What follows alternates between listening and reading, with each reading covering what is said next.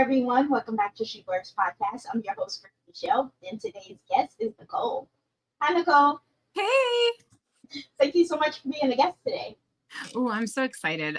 I was checking out your podcast for a long time, and I was like, oh, I'm excited about this. Thank you. Thank you. So can you tell our listeners a little bit about yourself as an author?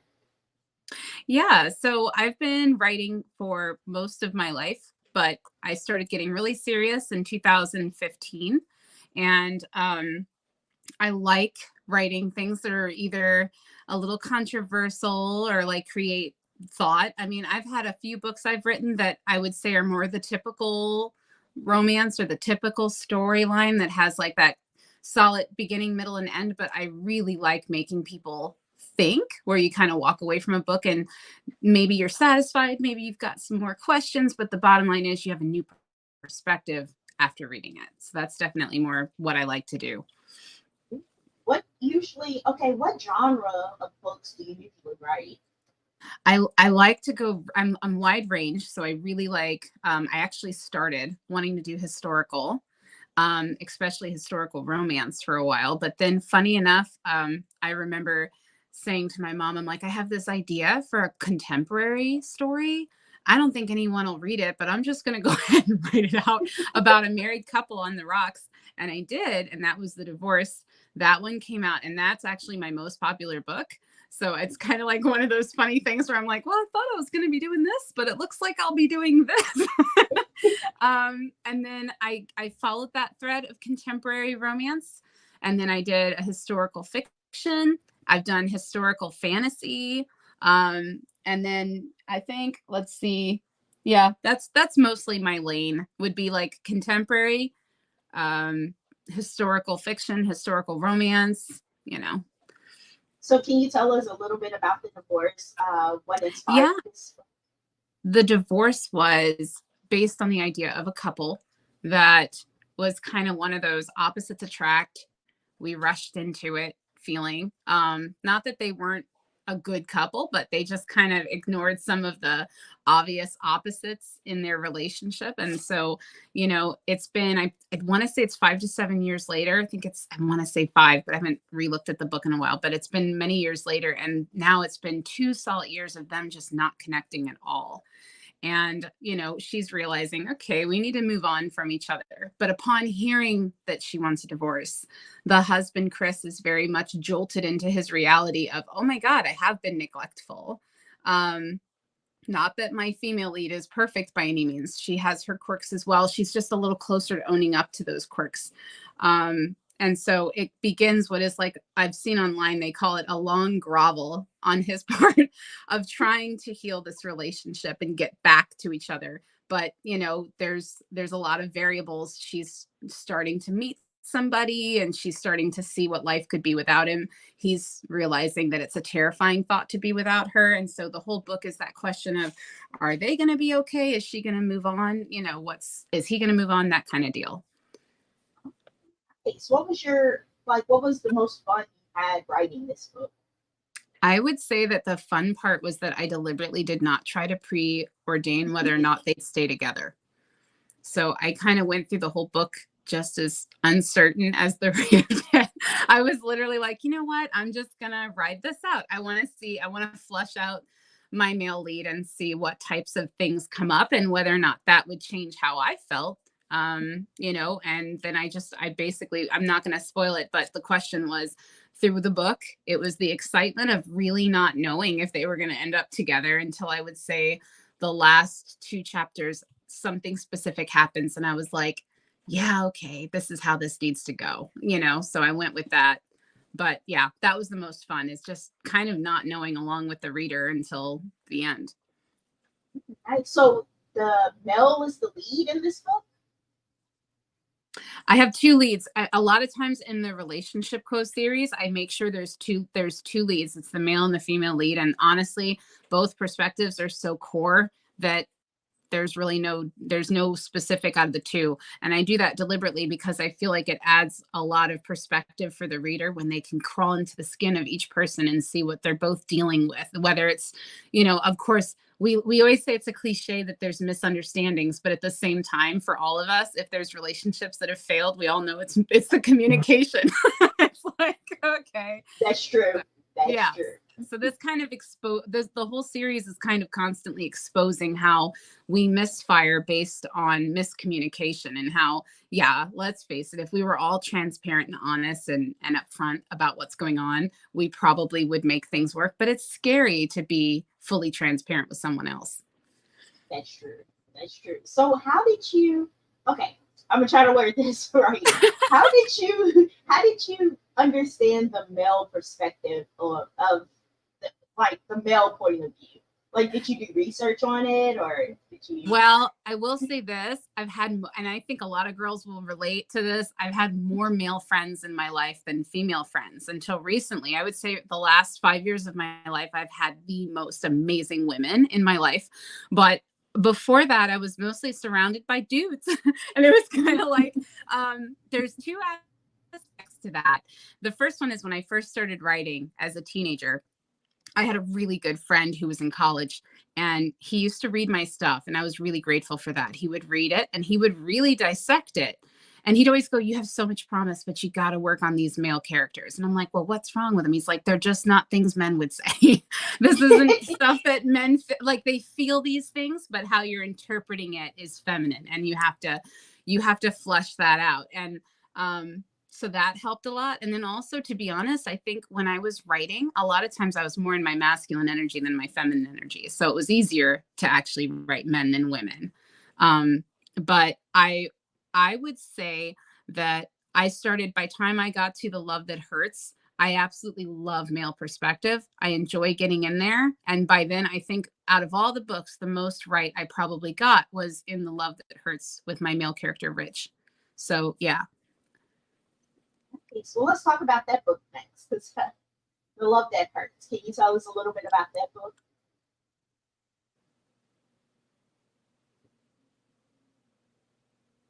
Hello? Oops, did I lose you? Yeah. Well, so I wanted to know a little bit about The Love That Hurts. Your mic kind of went out a little. Oh, okay. Can you hear me now? Yeah, I can hear you. Okay, good. Okay, so what was your question? Can you tell us a little bit about The Love That Hurts, that book? Yeah, I loved writing that one. And well, love hate, because it is a dark topic, but I enjoyed it because I felt I've had a lot of people in my life that have dealt with domestic violence. I've had some I've encountered some mental abuse in my life, but for the most part, I've been pretty blessed. I've more been witness to it.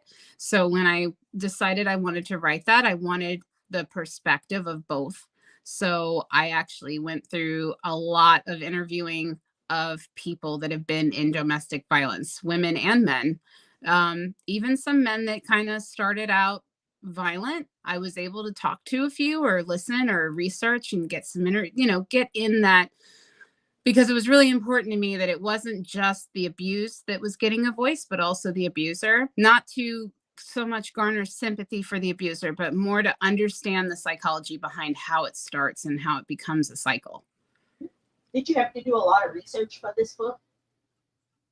I did. I did a lot of interviewing with people, people I knew, people I didn't know, that would be willing to be open with me about their situation or their incidents in their life and how they felt.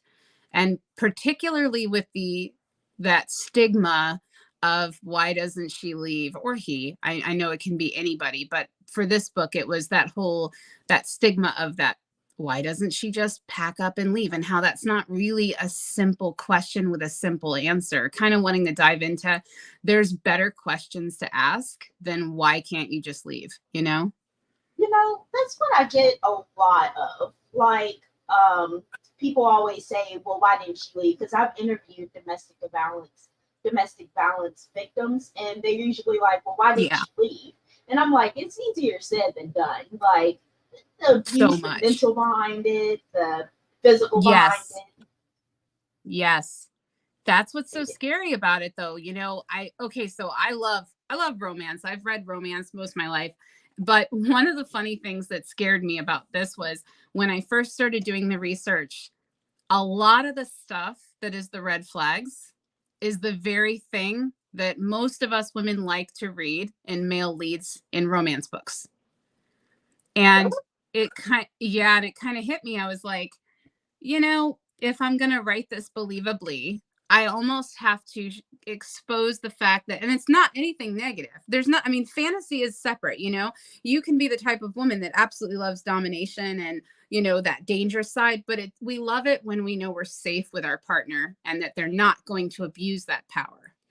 And I think the important thing I was trying to show here is that this is when you're in a relationship where the very thing that's attractive suddenly becomes scary because you realize you don't have the trust and you don't have the safe space in that person that you thought you did. But by the time you find that out, there's, like you said, there's so much gaslighting and mental bricks that have been laid that it's really not that simple. But I kind of I made him very much the type of male lead in the beginning that even the reader should feel pretty confused about whether or not he's the bad guy and whether or not we like him. I've had a couple of readers even reach out and say that they expected a different ending that was more positive. And I'm like, well, but that's just the thing. That's just the hope that any victim has when they're in a relationship. They want a more positive outcome, True. What was your hardest scene to write in this book? Say that again? What was your hardest scene to write in this book? There was like two. I would say one of them was not actually the very first display of violence from my male lead. Maybe there was three. I start the story with him when he's young and his narrative, and it's kind of like that first view of how the cycle starts. And then that was kind of hard. And then it wasn't really his first display of violence with her. It was one that's done mid-book, but because there's been so much time for them to build trust and affection in between the last episode, it just feels extra heartbreaking when I'm going through that phase of now he's betraying that trust again and taking away that safe space. And then the third part of the book would probably be towards the end when things take a turn. I'm trying not to spoil it, but those parts were probably the hardest, hardest is in most emotional to write. And you say you never experienced anything like that in your life personally? I thankfully never experienced physical violence. I've had some brushes with friends that were going through it that I intervened and was witness or around when it was happening or, had to help stop or make it stop. But I've never had it done to me. I've been very blessed that way. I've had some mental abuse in past relationships that I was capable, thanks to family and friends that were very supportive and non-judgmental. I was able to kind of pick up on it somewhat early. Sure, not early enough as I'd like, but early, and so I was able to avoid that. But I've definitely been around it. My parents also used to counsel couples that were in domestic violence. My father would usually counsel the male and then my mother would counsel the female, and they used to have to go in and they would get calls at like 2 a.m. and we'd all have to get in the car and get to the location and help break up. I wouldn't obviously, but they would have to break up the whatever was going on at the house. And a lot of times I'd end up sitting with the kids while they were trying to counsel the couple and bring them down. And a lot of times too, they ended up taking the woman or whoever it was being abused, helping them get to court and get through the hoops of filing and all that. And they had a lot of situations where they'd get somebody as far as the steps of the courthouse and that person would suddenly say, I just can't do this, and so my parents were like that first line of research really. And also teaching me about, you can't judge this situation. You're not in it. So, yeah. Your parents sound amazing. They are. They're great people. Man. Oh, wow. They're really cool. They're very cool. They're a great team, I would say. So I wanted to talk about your other book, The Co-Parent. Can you tell us a little bit about that one? Yeah, The Co-Parent was based on exactly what it is. It's co-parenting. And I had a lot of fun with that story. It is a little controversial because it's not a traditional HEA, happily ever after. I think, to be honest, I like happy endings. And of course, if I'm the reader or the viewer, I demand them. But when but when I write them, I tend to feel like it has to have just the right chemistry for it to be a traditional happy ending for me, because I think sometimes it's more relatable depending on the situation to demonstrate a more unorthodox happily ever after. And in that case, that book did. That book's one of those books that people either really love it or really hate it. And I've kind of come to that scenario of I totally get it. I validate that. I'm not going to change it, but I validate that feeling. What inspired this book, though? When I did the divorce first, I had said to my mom after it was really successful, I was like, you know what? I'm going to go through all the really weird, awkward relationships that people get into.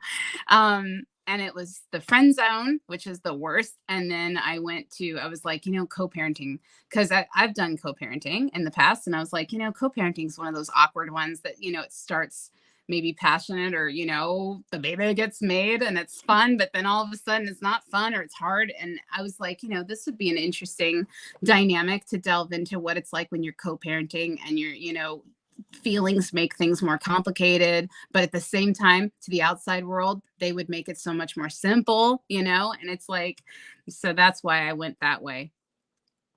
It's nice. What was your hardest scene to write in that book? Say again? What was your hardest scene to write in that book?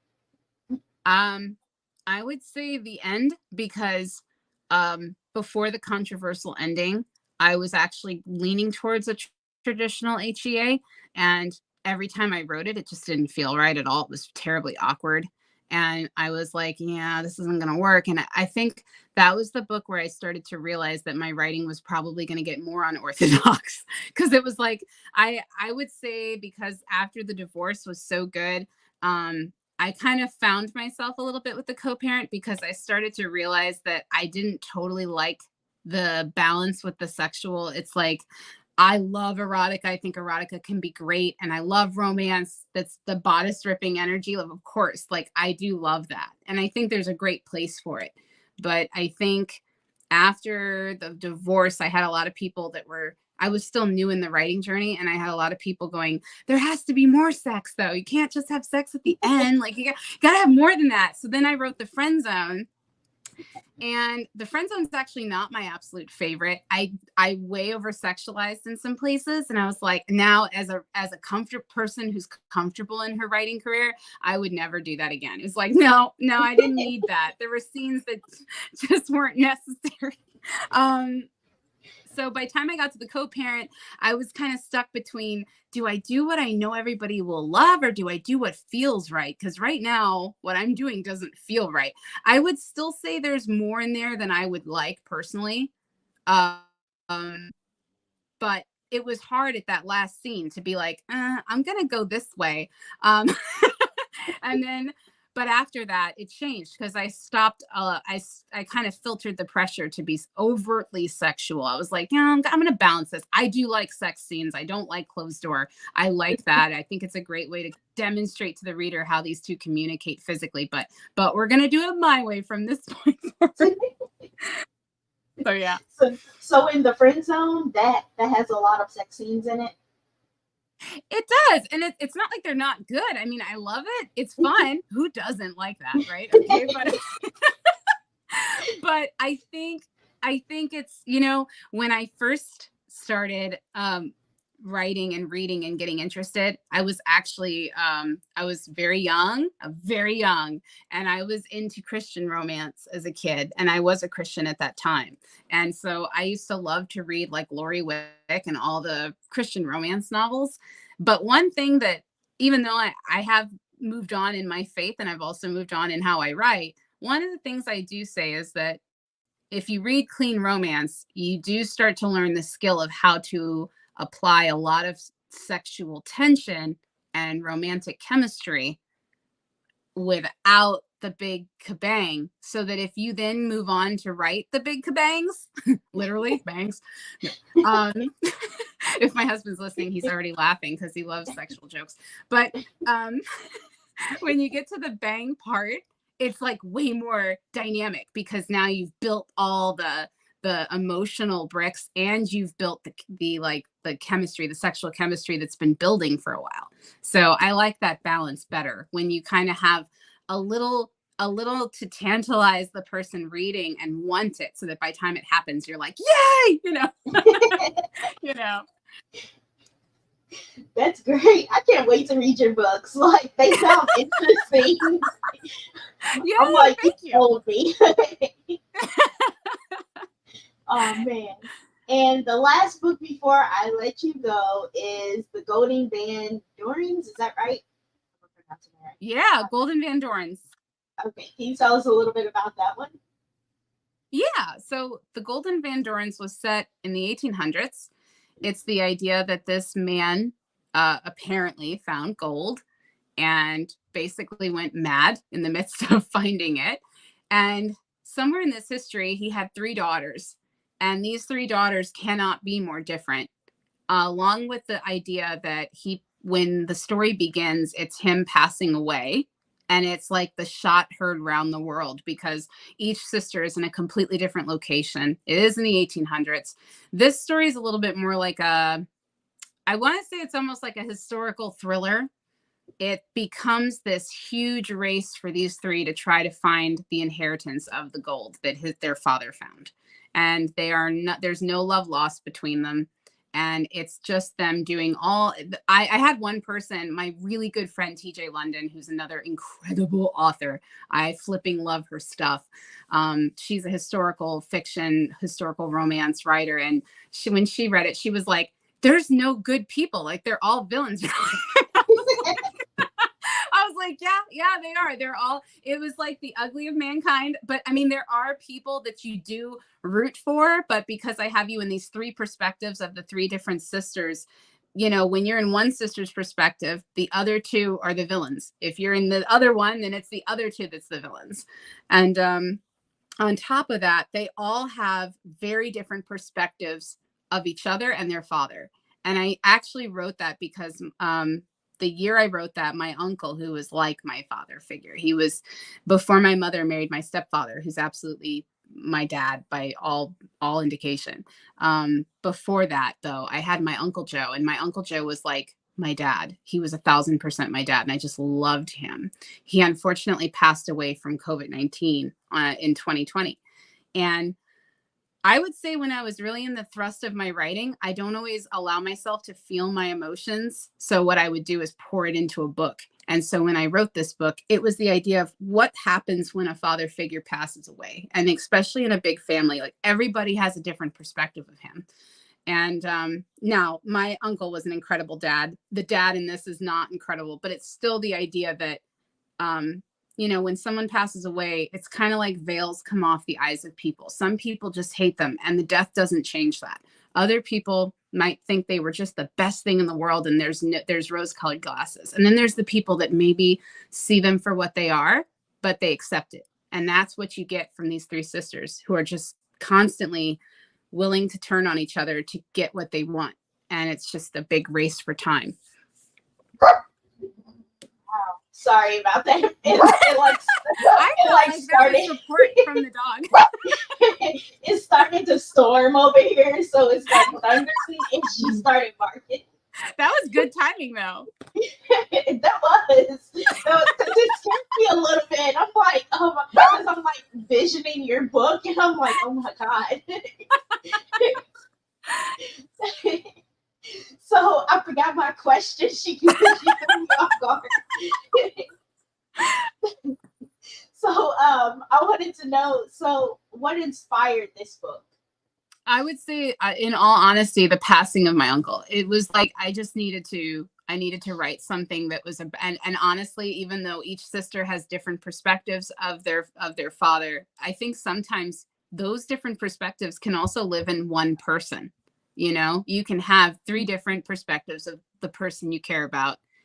None of them are really invalid, but they're different. And sometimes they compete. I would say in some ways, that's what these 3 sisters represent. And they each have like difficult things going on in their present life. They each are, they have memories of the past that would not technically align. If the 3 of them were in a room discussing a memory, it would sound different to each of them because they each had a different experience of that memory. So it's also the idea of, each of them is fully dependent on finding this financial stability that would come from finding this gold. So you're going to constantly feel that sense of, this one deserves it. No, this one deserves it. There is only one sister that I think most people would say doesn't deserve it because she is rather psychotic. I love it that you wrote this like with all of them being the villain. Like, yeah, they're all the villain and they're all the main character, and they all have their reasons and their motivations, and it's just so unlucky that they get in each other's way is basically the thing.